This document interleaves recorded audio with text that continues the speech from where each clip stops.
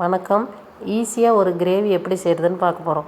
ஒரு கடாயை வச்சு அது காஞ்சோன்னே எண்ணெய் சேர்த்து கடுகு உளுத்தம் பருப்பு தாளித்து கட் பண்ண 4 பல்லாரி வெங்காயம் சேர்த்து வதக்கி, ஒரு பச்சை மிளகாய், 3 பூண்டு பல், ஒரு சின்ன பீஸ் இஞ்சி அதையும் நசுக்கி அதோட சேர்த்து வதக்கிங்க. நல்லா வதங்கிக்கிட்டு இருக்கட்டும். நல்லா வதங்கினோம்னா அதில் உப்பு மஞ்சத்தூள் சேர்த்தா, உப்பு சேர்க்குறப்ப வெங்காயம் ரொம்ப சீக்கிரமாக வதங்கிடும். கொஞ்சம் உப்பும் மஞ்சத்தூளும் சேர்த்து நல்லா இப்போ நம்ம வதக்குறோம். இப்போ 2 பெரிய தக்காளி கட் பண்ணி வச்சுருக்கேன், அதையும் சேர்த்து நல்லா வதக்கிக்கணும். தீயை குறைச்சி வச்சுருங்க.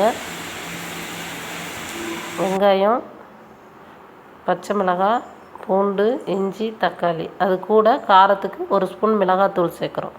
உங்களுக்கு காரம் கூட வேணும்னாலும் கூட சேர்த்துக்கலாம், கொஞ்சம் இல்லைன்னா குறைச்சிக்கலாம். அதையும் சேர்த்து நம்ம நல்லா குறைஞ்ச தீயில் வதக்கி எடுத்துக்கிறோம். ஒரு கிரேவியாக அரைச்சி எடுத்துக்க போகிறோம். தேங்காய், பாதி பல்லாரி வெங்காயம் இல்லைன்னா சின்ன வெங்காயம் சேர்த்துங்க.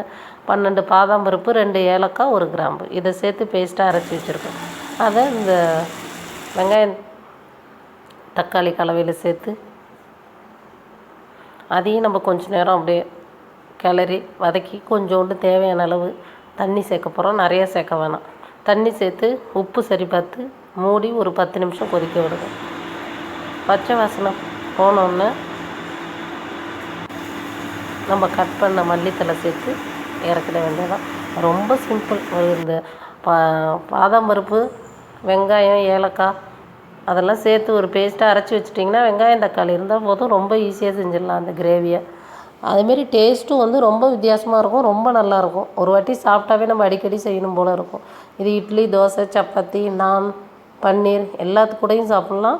ரொம்ப அருமையாக இருக்கும். நீங்களும் ஒரு வாட்டி செஞ்சு சாப்பிட்டு பாருங்கள். உங்கள் கருத்தை சொல்லுங்கள். நன்றி, மகிழ்ச்சி.